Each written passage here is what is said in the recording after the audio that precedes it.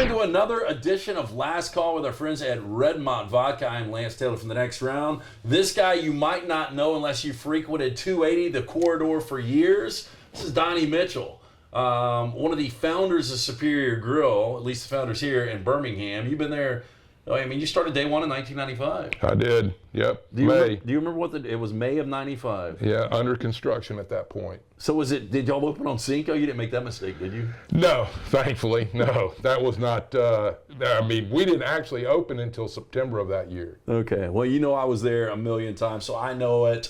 We haven't told the story yet because, you know, from when it opened in 95 to when it closed a few months ago, people are just wondering, you know, what happened, and we want to kind of go through the history because I lived a lot of the history. You were there all the time.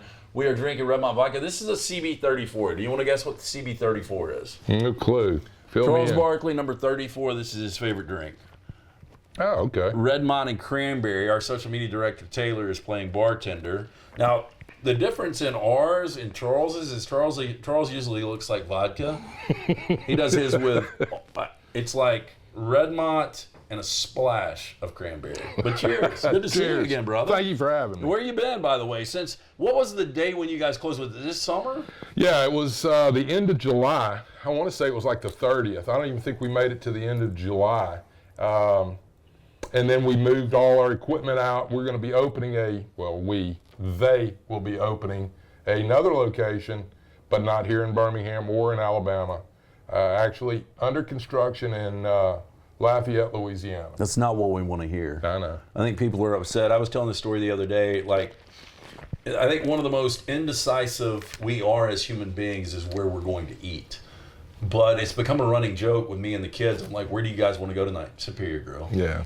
Everybody wants to go. And we used to, and you know this, like, I don't know if we did from 95 until the day you guys closed in July, I had to have been in the top 3 of just all-time receipts there. Without a doubt. Yeah. Absolutely. You know, our time together goes way back. Way Absolutely. back. And we'll get into some of those stories too, because I've got some really good personal stories, or bad, depending on how you look at it. Yeah. You saw a lot worse during those days of Superior Grill. From you and others. Again, this is Last Call with Redmont Vodka. Our friends, it's locally owned and operated. Charles Barkley is one of the great faces behind it. It's gluten-free. It's 8 times distilled. Available at your local package and ABC stores. I know you guys dealt more in the tequila, which was probably some of the reasons I got into the situations I got into. Quite possibly, Did you when you guys started this, so there's locations right now in Shreveport, Baton Rouge, and New Orleans, am I right? That's correct, yeah. Now, when you guys got into it here, did you have any idea, because, you know, 280 was relatively barren back then in 1995. Did you have any idea it would have the success it had? I think we're all anticipating it. We had a great facility at the time compared to the other locations. It was larger. Birmingham looked like a bigger market. At that point, we only had Shreveport and Baton Rouge open at that point. So this was the 3rd location. Why Birmingham? I think it was the 2 owners were looking in Atlanta and couldn't find what they were looking for in Atlanta. On their way back to Shreveport in Louisiana, they stopped in Birmingham, met with a realtor, and decided they wanted to look at some properties here. And it just kind of unfolded from there. So, you know, I remember the most appealing thing to me starting off was you guys had something that, you know, we don't really have anymore, and that's a great happy hour. And you just can't find one of those in Birmingham. I don't know if you can find one anywhere. Happy hour is kind of a dying art, and I don't know if it's liability. I don't know if it's people drink all times during the day now because people are working, you know, from home. I really don't know what the answer is, but from 95 until the early 2000s, you guys created the best happy hour atmosphere, depending on what you were looking at. Very debaucherous, but at the same time, a lot of fun. So, you know, then I was in my early 20s, a place that I was able to go to, by the way, eat free with the free buffet, which we'll get into. That was a whole other thing. Yeah. But your happy hour was where you guys really killed it, right? I think there was a motive for all of that.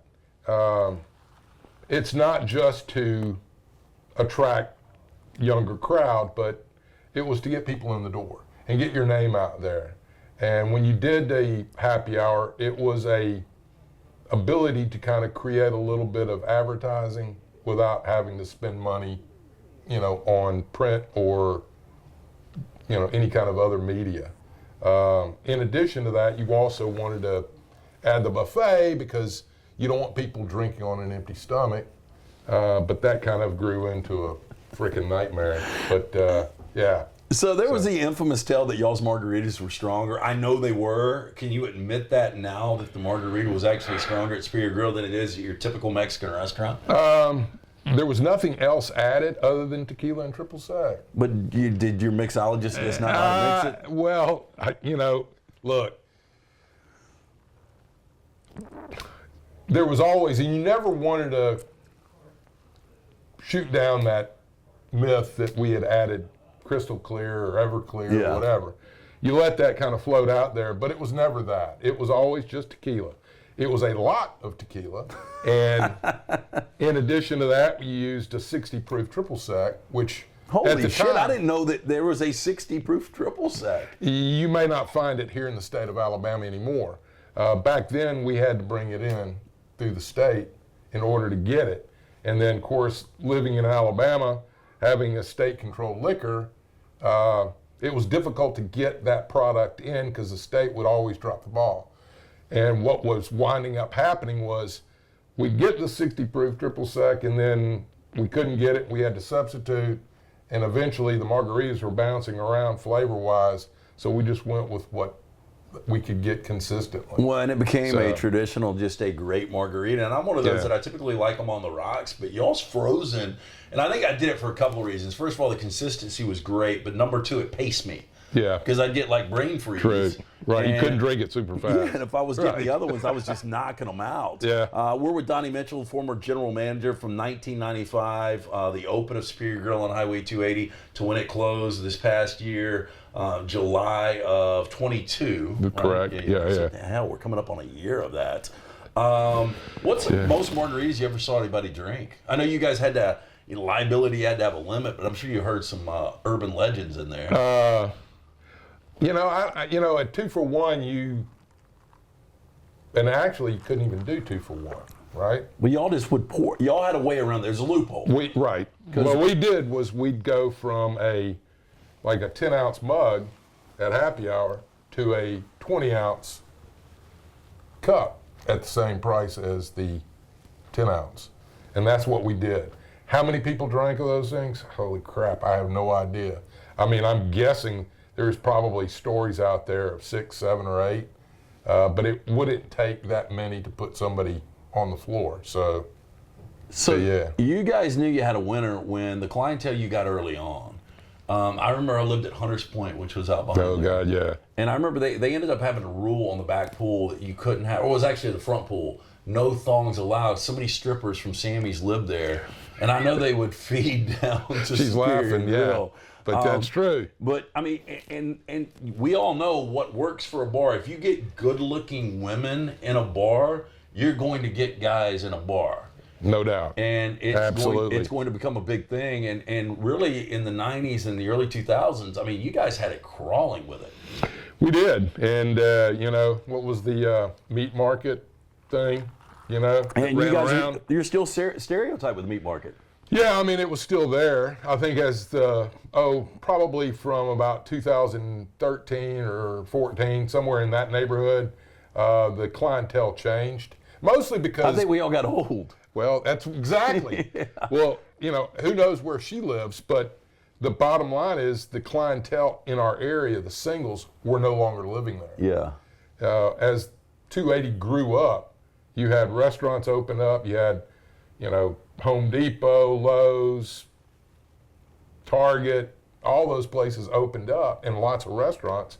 They had to get their staff from somewhere, and that's what ended up moving into those apartment complexes. So it changed the dynamics. And speaking of staffing, I remember in the early days, I had personal friends that started working for you guys, and you had a lot of bartenders in the beginning of their careers. Yes. And I think those bartenders would bring a lot of people in. They did. And they were really good bartenders back in the day. And those guys stuck with you for a long time. They did. And I'm still in touch with a few of them, actually.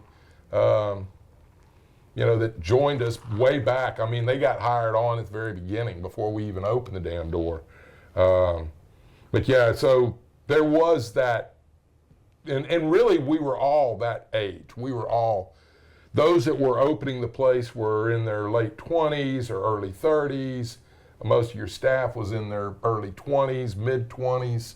You had a really fun group back then. I can't think of a more infamous bar in the state of Alabama. We do a lot of things with Floribama now, and they've got really a family atmosphere. I went to their Christmas party this past year, but they've just got a well-oiled machine, which you guys had forever.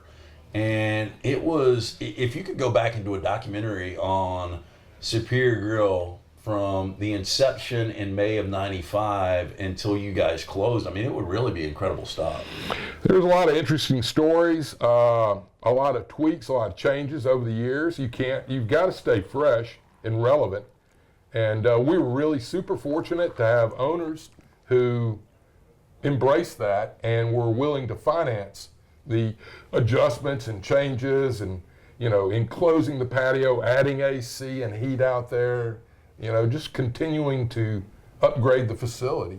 And, so, and you did see a transition from the young crowd, the 20-something-year-olds, to folks like yourself as you got older with kids coming in, having, family dinner and stuff like that. We still did the entertainment and all that, and there's crazy stories there as well. Well, I'll give you one right now. So, and you remember this one well. Last call with Redmont Vodka, locally owned and operated product. Charles Barkley, one of the great faces behind it. We're drinking the CB34. I see you in your old age. You're going to let me lap you and really look bad on camera here. Just a little cranberry with some of the Redmont vodka again. 8 times distilled, gluten-free. But Donny with Superior Grill, from the day it opened to the day it closed, we were supposed to get you in studio back in the summer to talk about some of this stuff, because my phone blew up nonstop because people knew me living out 280 for so long. That was my go-to to meet clients, to take the family, meet friends. I was there all the time. So story back in 1999, I was engaged to my ex-wife. It was May of '99. We had gone out and played the short course at Robert Trent Jones over at Oxmoor Valley, the par 3. And there was like 8 of us. And so we came to your establishment, probably got there at 4 o'clock. I forgot when the free buffet was. Was it 4 to 6, 3 to 5? It might have been 4 to 6. Might have been 4:30, 6:30. Yeah. So we got there right before that. We had some food. We started drinking. Back then, loved to do tequila shots. You had a live band out on the patio doing tequila shots. My old man, rest in peace, Chuck, he met us there that day. And I don't know, it was a long afternoon. I was supposed to have a date with my fiance that night and another couple. And the dinner crowd started to come in. I was still there. My friends started to slowly leave. My dad left. I think I was there with 1 or 2 other people, and I had gone to the bathroom, and when I came out, I don't know if I lost my balance. I did a dance. God, I do remember I was that. talking to somebody. Yeah. But I fell backwards, and you describe it as you and some other people that were there. I obviously don't remember any of this because I was knocked out cold. Yes. But it sounded like a gunshot when your head hit that brick wall. And it was completely. This is the majority of our people frightening. watching this. Superior Grill on a Friday night around 6:30 or 7 o'clock. You guys were on an hour and a half wait most of the time. Yeah, exactly. So imagine it was jammed up. I was laying in a pool of blood outside of the bathroom, right there on the dining floor. Yep. And this is before Grandview, so the ambulance you guys had to call had to come all the way from Brookwood Mall. Yeah. And I remember they wheeled me out on a gurney. Yeah. No, I mean, I could have been working for you. And that's the funny thing is, so ex-wife has this intuition that something is wrong. She comes down there. I'll never forget, I'm not going to say his last name. Trey was bartending, and he was like, they've taken Lance to Brookwood. He split his head open. We think he's okay. We're not sure. That's about right. But she turns around to head to Brookwood to see about me, and Trey's like, oh, by the way, he's got a $68 tab or whatever it was. And I know you and Phil and everybody involved sweating your asses off like, holy shit, this guy is going to sue us. Right. And Right. I'll never forget, I got staples in my head that night, and I was back the next Friday sitting at the bar with staples in my head. When was that? What time of year was that? That was May. It was May of '99. Was it near Cinco? It was after Cinco. It was after. Yeah, right after Cinco. It wasn't during the golf tournament down the road, was it, in Greystone? No, it was in between, or I know it was definitely after Cinco, but I think it was in between golf tournament and Cinco. Yeah, that was the scariest thing I've ever heard. So, hearing that head in all hit your that time, that was the worst noise you heard? Yeah, because it wasn't, you knew it wasn't a gunshot, but it didn't sound very good. And, we had people punch out windows and, crazy shit like that, but never had somebody, God almighty, that was bad. So when you, and you came upon me pretty quick, right? Yeah, I was pretty close to where Because I it think happened. Jason was one of the Politz, managers. yeah. Politz was the manager. Yeah. You guys came up, and I was out cold at that point. Yeah. But, do you think I might have been dead? It's possible. Yeah. It was that bad. Anybody that heard it was freaked out. Now, I will say that I gave a thumbs up on the gurney on the way out. At least that's what I heard. Yeah, I don't remember that. I just remember the gunshot. Just one of the, and I'll never forget one that I personally saw. You mentioned punching out windows. We had come, you guys had some different wild days. Cinco was obviously the wildest. We'll get into Cinco in a little bit. Again, it's last call with Redmont Vodka with Donny Mitchell from Superior Grill from 95 until it closed back in July. I'm Lance Taylor from the next round. I was in there after Talladega one day, and it was probably late in the afternoon, so some people were eating dinner or on the early side about 5 o'clock, and you guys had to throw some dude out. He was being belligerent. Well, he didn't want to go without a fight, so he gets to when you had thrown him out the front door, he turns, and that first table in the dining room punches, glass goes all over this family and the table and their food. Well, when he does that, I guess he hits an artery because... He did.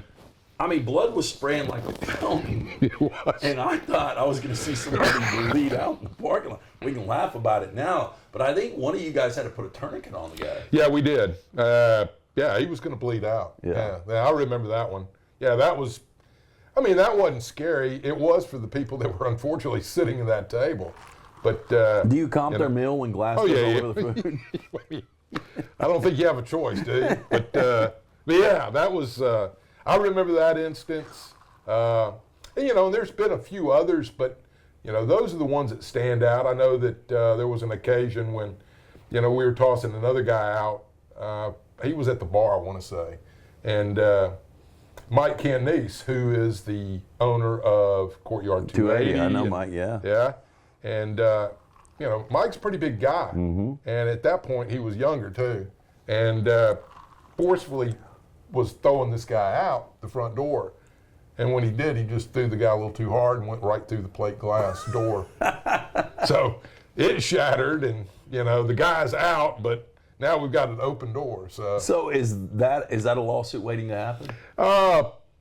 Potentially, I guess. I think statute of limitations is for a long time. Right, no. And honestly, at that point, I think it wasn't. That guy didn't get hurt, the individual that he was tossing out. It was just that the glass gave way. So he didn't cut himself or anything like that, neither did Cantonese. You know what's insane is I don't really recall, I'm sure you saw a bunch of them, I don't recall like fights between patrons in the restaurant. Very few, and there was some point in there, and I don't even remember. I will say, at a Mexican restaurant, there shouldn't be a lot of people going hands. Yeah. But you guys it's a bar. Were a next level, yeah. It was a bar, so those things are possible. But there was an occasion, and this goes way back to when we were in Shelby County, rural Shelby County. And I had the Shelby County deputy come in and said, "Hey, do you want security?" Sure. Well, at some point, their new sheriff decided that was not going to be something they could do anymore. So I got another individual, friend of mine now, came by and said, "Hey, I heard you guys don't have Shelby County security more, off-duty officers." do you want somebody? I'm like, sure. The last thing you want to do is have people uncomfortable about coming into your place because there's cops parked out on 280 waiting for you to leave. Yep. So you hire security to hopefully avoid that kind of setup, right? Not that they would do it, but it's what wound up happening was the presence of them in uniform in a marked patrol car parked in your parking lot tends to kind of Intimidate. Yeah. I get it. So that helped. Yes. Yeah, and you guys always did a good job of feeding police officers. I think they love the establishment. Yes. And I think people that were Valued regulars them. like myself, I think that you got used to it and it wasn't that big of a deal. No, and it wasn't, they tried to be inconspicuous, but it was there enough to where somebody wanted to start a problem, realized it's probably not a good idea, you ended up going to jail potentially. So Did you ever have to ban anybody? there were a few people, yeah. Over the years, whether it was, issues with arguing or wanting to fight a manager or an employee or whatever, but it was very few occasions where that was a problem. Were drugs ever a problem in there? Not that I know of. Well, I remember these bartenders vividly, but one bartender named Chris, blonde hair, you probably remember, he said that he walked in, and this is in the middle of Sodom and Gomorrah back in the late 90s, Okay. and in the middle of the free buffet. But he said he walked in, and there was a girl bent over the sink, and a guy had a sombrero on, and they were having sex. Have you heard this story? Are there stories like that? Like when I walked in the bathroom, I never saw that. I've seen it in other places, but it seems like something that could have happened in the 90s at Superior Grill. Personally, I can't say that I ever did. Well, no, there might have been an occasion where I was told I needed to chase somebody out of the bathroom. Was that frowned upon? Yeah. What we didn't want is to have, a mother of two kids walk into the women's bathroom and have that kind of situation going on in the bathroom. We wanted a family-friendly place. Are you going to prevent that all the time? No, and we didn't. There was occasions when you had to chase folks out of the bathroom. Do you throw them out at that point, or just let them keep eating and drinking? I just got to leave. Okay. Yeah. So it's time to leave at that point. Right. You Exactly. make them pay the tab first? Oh yeah. Yeah. Yeah. You pay your tab and you can go. Come back. I'm not going to bar you or ban you or whatever. Trespass you. Okay, so we Good talk job. about Charles Barkley. I've seen Barkley in there. I've been in there with Barkley. Yep. A bunch. You have. And I don't know if you're saying one, because there's not a lot of A-list celebrities around this town, but when you factor in regions, I know Brett Favre was there one night, and there's been a lot of celebrities. I think Barkley might be the most prevalent you guys had on a consistent basis. Yes. Who were some of the other celebrities that came through though? Let's see. Bo was in. Bo Jackson. Who else? Well, I know that we had a band that played there on and off, and they have since, I don't think they're doing music anymore. Kent Stewart, I don't know if you know Kent, but they had Alice Cooper in. Alice Cooper was in to do Did a he play? show. He did a show? Yeah, he did a show with them, with the band. And I think there's over the years lots of golfers. Tom Watson. These are guys that Who would get the most fucked up? It was the caddies, wasn't it? Oh yeah. During the golf tournament. Yeah, I remember caddies. I remember a couple of caddies getting fired because they didn't show up the next day for a round. Right. Yeah, that was on a couple of different occasions. I won't mention names or the police officers that attempted to try to get them back home to their hotel, because there's some stories there too. My God. But yeah, that was. And it was generally somebody towards the tail end of their golf career. And these were seniors anyway. So the caddies were kind of, the guys working for the golfers were just going through the motions. And, they had tee times at 7 o'clock in the morning. So if they're partying at 1 o'clock in the morning and they're hammered, it's likely that they may miss their tee time. And that golfer's going to be dragging his own clubs or getting somebody out of the crowd. Okay, so tell me this. You said 1 in the morning, and one of the things that always amazed me was Superior Grill would close early. Like, I'd be in there, there'd be a good crowd. You guys would have to shut it down. It was a noise ordinance, right? It was, and we battled that for a good part of our time there on 280, especially once we got added to Hoover, got annexed into Hoover. And Shelby County was less of an issue. But once Hoover got involved, then it became a problem. And it really what happened was development on the other side of the street. All those trees got knocked down. That was kind of a buffer from the neighborhood that was across the street.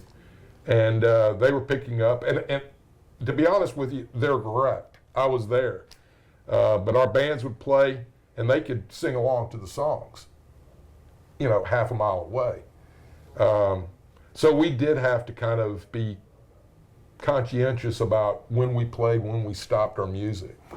Do you think over the years, by the way, Donny Mitchell, former general manager, Superior Grill, from 95, its inception, May of 95, to July of 2022 when it closed, unfortunately, here in Birmingham, still beat up about that. In all of your years there, do you think you had more people that actually met and ended up getting married, or more people that ended up getting a divorce because of Superior Grill? Yeah, well, I was married prior to getting, actually about the time we opened up. I think my first marriage, September 23rd, and we opened the 21st. And I was divorced by the end of the year. So it didn't help. It didn't help. If you use me as a barometer, I'd say probably more people got divorced. Well, do you have any great stories of because, wives, especially because you guys, cell phones weren't overly everyone had one until 98 or 99. So there was a few years where I would assume people would call the bar looking for their husbands. There was some of that, absolutely. You have a great story. And I don't remember any of people looking for somebody. When they did call, and the place is jammed up, right? Yeah. So you're full, and it's, let's say, 7 o'clock at night, and their husband was supposed to be at home, an hour ago. And they immediately assume they've stopped off at the grill to have a drink or whatever. I'm looking at my crowd, I'm going, yeah, there's no way, right? There's no way I'm going to be able to hunt down whoever it is you're looking for. So inevitably, we would just say, if you're really serious, come up here and look. Oh, and how many times would that happen, you think? At that point, back in the late 90s, early or mid 90s, it was probably on a busy night 3 or 4 times. A lot of times the hostesses were answering the phone. So they were like, yeah, there's no way I'm going to be able to locate it. We didn't have a PA system. So there was no way to make an announcement, hey, your wife's looking for you. Okay, so let me ask you this. There was always, and I saw them sometimes, they were more creeping around the Chevron or the Shell next door. Right. The feral cats. How many feral cats Oh, God. were running around the courtyard of Superior Grill back in the day? Back then, I don't remember. Did you feed them quesadillas? No. Our neighbors at the Shell station. So, and at one time, I'm not going to mention who owns or did at that time, but I think they ended up turning it over and leasing the Shell station. But the new ownership had people that worked there that were feeding these feral cats. They bought a little house for them.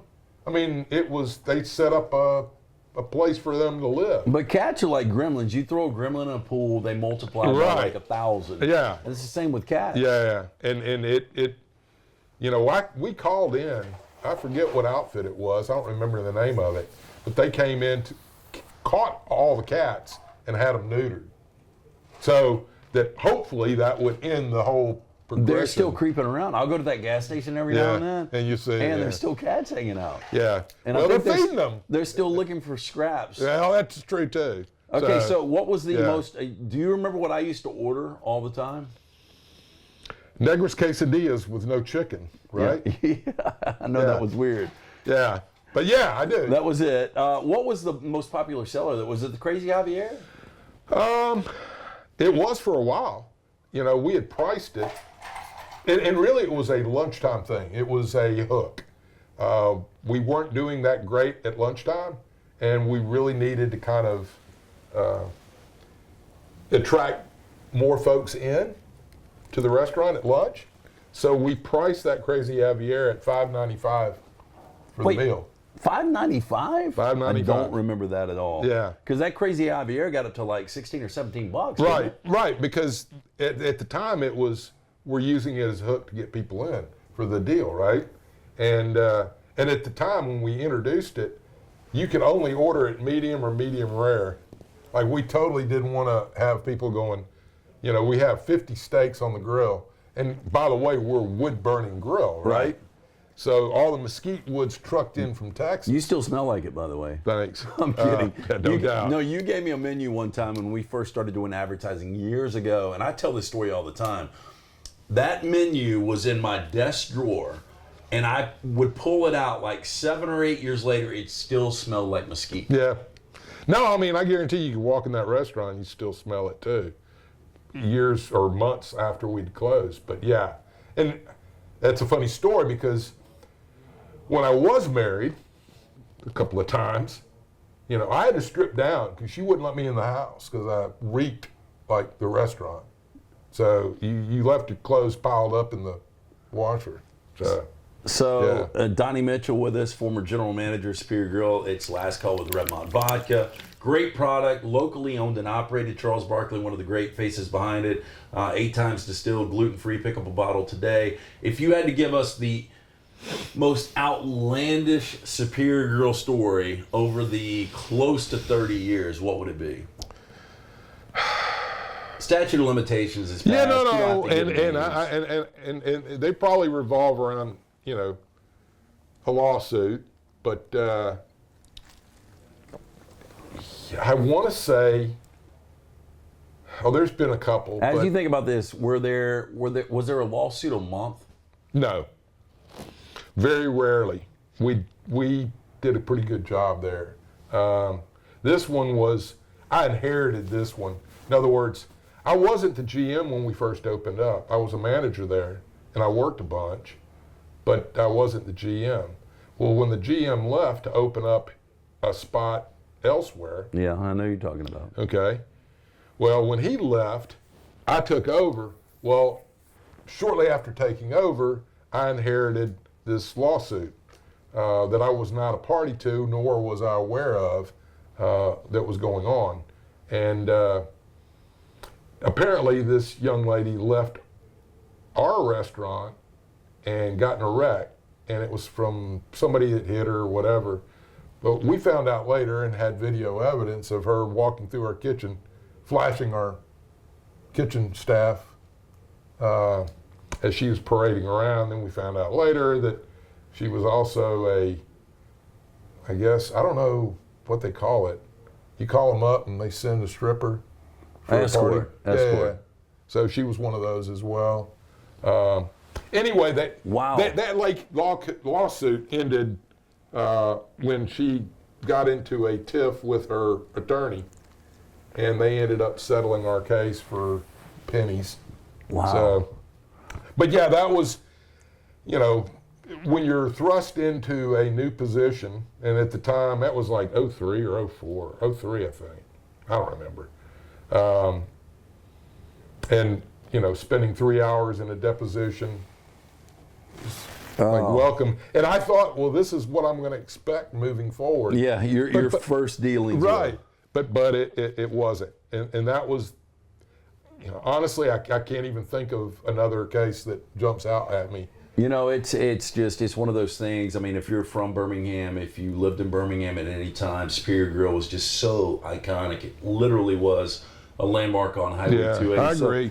So you know, I'll wrap it here. Just a couple of more things. COVID. What did COVID do to you guys? You know, that's a good question, because I think everybody, and really we had, all the literature I read during that time all painted this really bleak picture. And I think for a lot of folks it was. That period, we shut down completely. We didn't do to-goes, we didn't do curbside or any of that kind of stuff.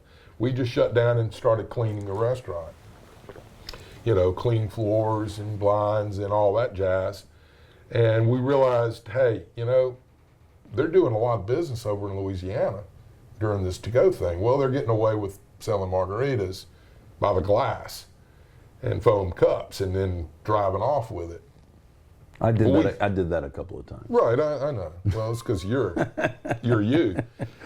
But I rode off. I didn't drive off. I was in the passenger seat with a big They brought an styrofoam Uber or cup. something, right? Yeah. But yeah, I'm sure. And but in any case, we started doing that. We realized early on that we weren't going to touch the numbers we needed to do per week in order to survive.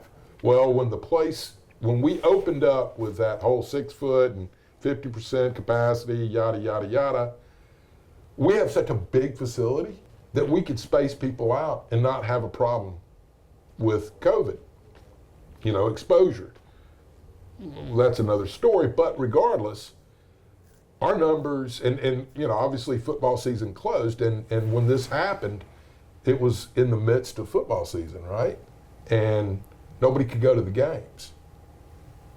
We actually made money during COVID.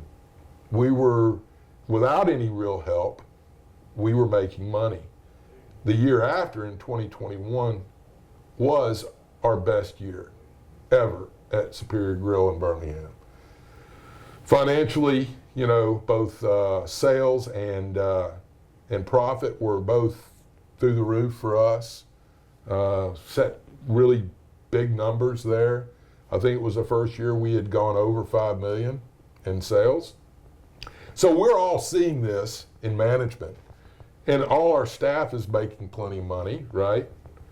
So we're thinking, hey, we get a new lease, we're going to kick it out of the park. It was during COVID where the ownership, the first owner, was actively trying to sell the property. And some guy had made an offer and that deal fell through. He approached me, the landowner, and said that he was still being actively trying to sell the property. Well, we found out in 2021 that he had gotten somebody on the hook, and by 2022 that deal closed. And when it did, the new ownership, which it's funny, it's not far from here, decided they wanted to increase the rent.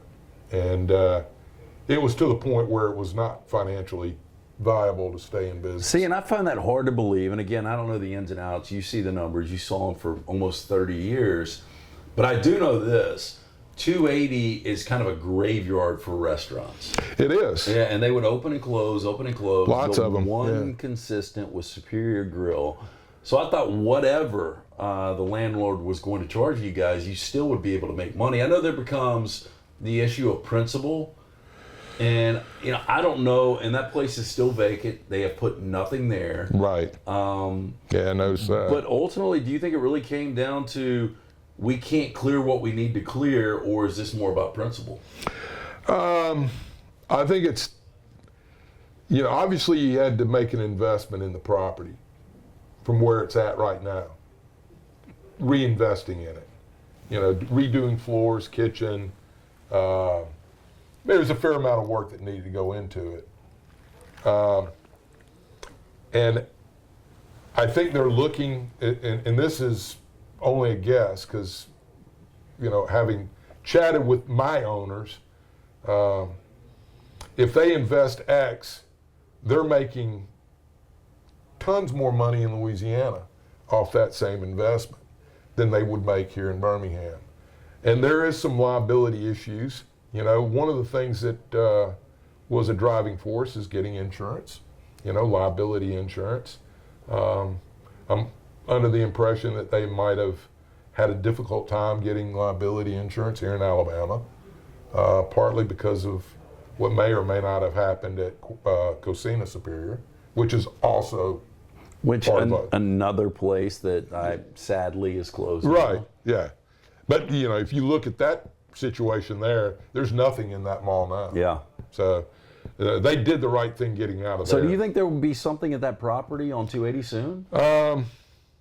Not at what they're asking. No. It doesn't look like it to me. No, I mean, that's why I can't believe there was not common ground that could be. Yeah, and I can only relay what I didn't speak to the guys that represent the company that owns the property. I only spoke to my ownership, and their, indication from them was, well, look,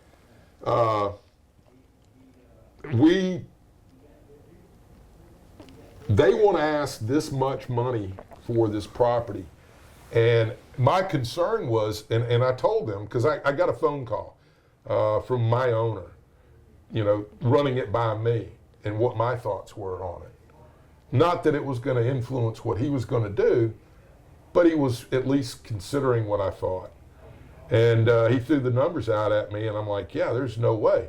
I'm going to be working, one, for you, and then two, mostly for him, this new landowner, landlord.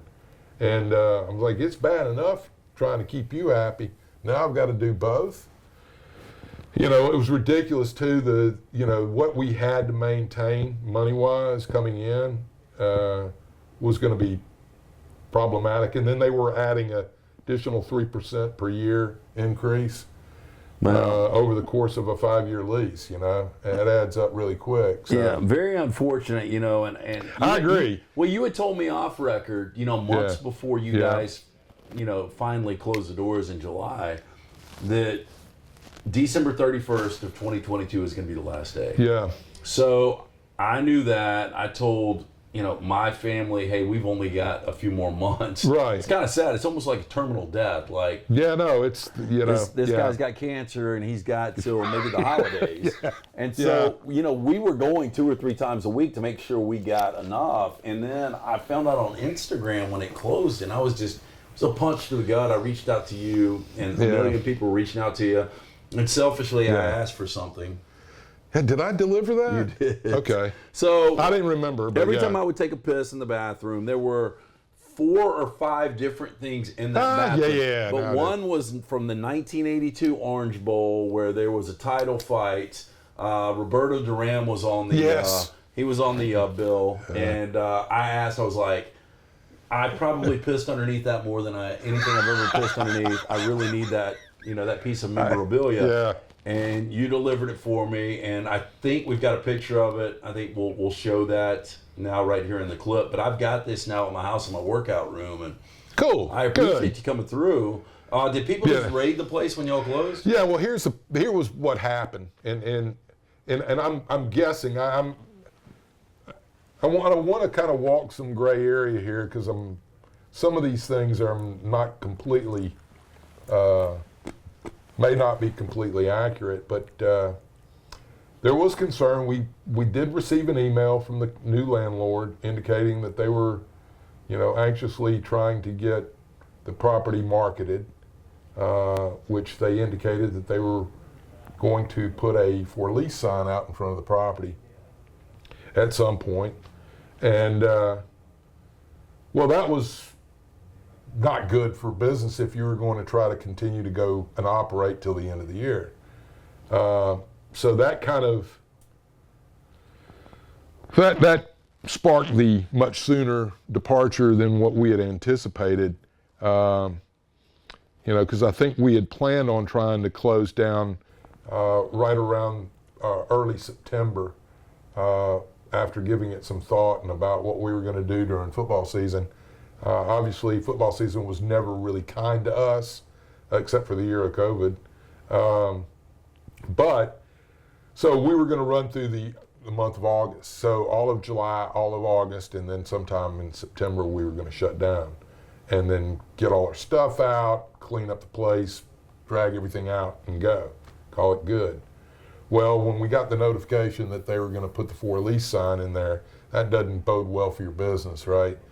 Well, I guess a rumor had popped out. Plenty people knew already at that point that it was going to come to an end. It was amazing how many different rumors of the reason it was coming to an end. Yeah. And I'm sure there's plenty others out there too. But in any case, that Saturday night that we ended up pulling the plug, we had people ripping stuff off the wall, whether they were posters like the one that you wanted. And we realized that if we were going to hang on to any of our kind of decorative stuff, we were going to have to pull the plug pretty quick. And even saying that, we had people coming into the restaurant and trying to take pots and stuff like that. Like just regular patrons. Yeah. But I mean, you clearly. I would have come and ripped mine off earlier to save right. you. Well, it worked out better this way, right? But in any case, that kind of forced our hand when they indicated they were going to put up what. I don't know the dates or anything like that of when they actually put the sign out. I don't recall, but regardless, it was almost an act of forcing our hand. Okay. So two quick questions to wrap up last call here with Redmont Vodka.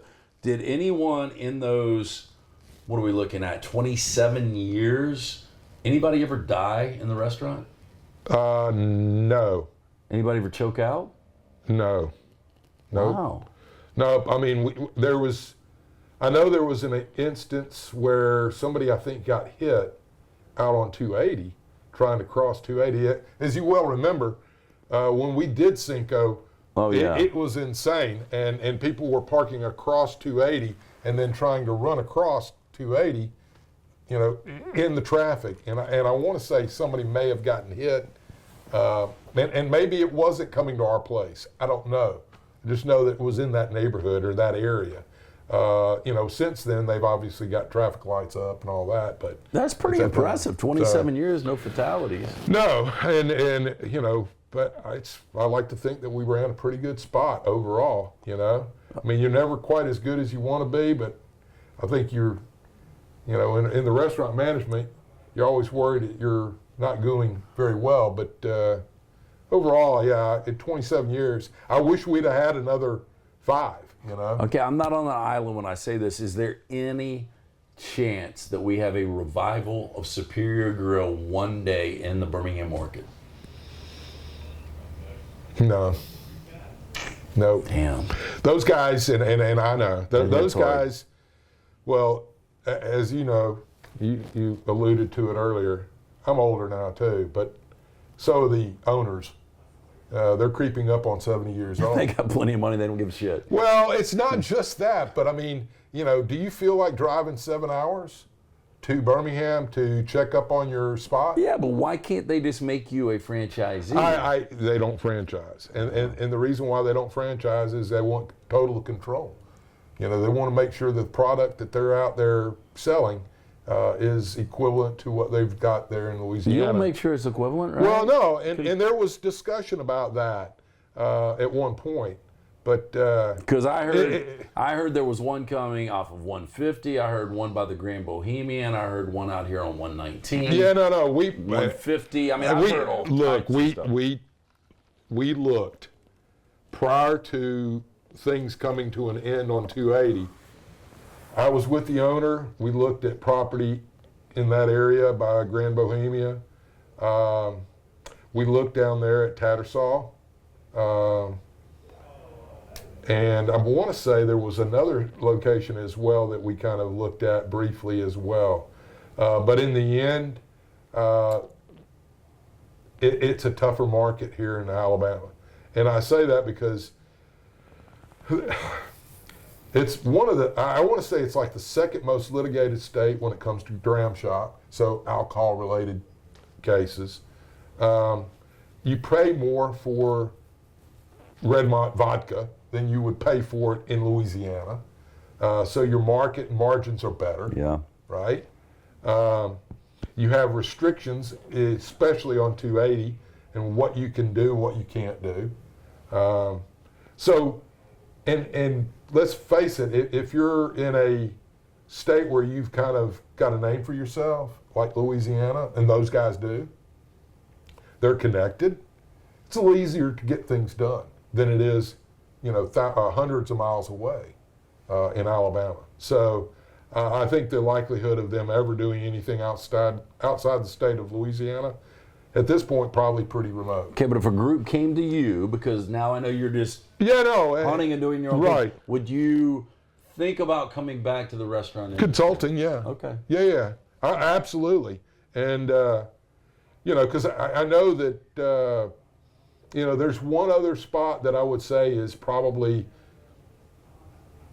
I haven't eaten there in a while, but that has the right tools and the right people working for them right now to deliver a pretty good equivalent of Superior Grill when it comes to food and service, etc. But yeah, I would certainly entertain as a consultant or whatever to do something with a group. Well, look, good catching up. Donny Mitchell, since Thank you for having me. 1995. He's a Mississippi guy, but he's been in this state. He's been great. It's been an incredible run for Superior Grill. It's sad to see it go. This is last call with Redmont Vodka. We do this every couple of months. Redmont Vodka, locally owned and operated. Pick up a bottle. It's Charles Barkley's vodka. Again, it's gluten-free. It's 8 times distilled. Available at your local package and ABC stores. In your retirement, you drink like a poon now. You used to drink a lot I know, heavier than that. I'm driving, dude. Okay. I'm not. That's fine. Don't guilt trip me. We could have got you an Uber. No. Where I drove in from was Lafayette, Alabama. So an hour and a half away. Good to see you, brother. Good to see you too. Thank you, man. It's been last call with the Redmont Vodka. Special thanks to Taylor Korn for bartending today. Thank you, Pick up a Taylor. bottle of this, and if you're in Baton Rouge, Shreveport, or New Orleans, Superior Grill's the same product. Yeah. So when I go absolutely. back, I never, when I was in New Orleans, would go to Superior Grill because I ate it so much here. But next time I'm in New Orleans, I'm going. Yeah, you need to go. And the thing about it is they've got seafood down there now. They got a Superior Seafood, which apparently is really good. I hadn't been in that one. I opened the one in New Orleans. So I went down there to get it open from Birmingham.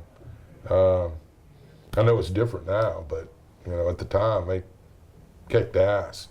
I'm sure they're still doing great. But. Well, if you need a consultant, Donny Mitchell, best in the business. Holler at me and be happy to help. You guys buy a bottle of Redmont Vodka. Yeah. Again, we'll be back next time. Who knows who will be with us, but this was kind of the history of Superior Grill right here in Birmingham.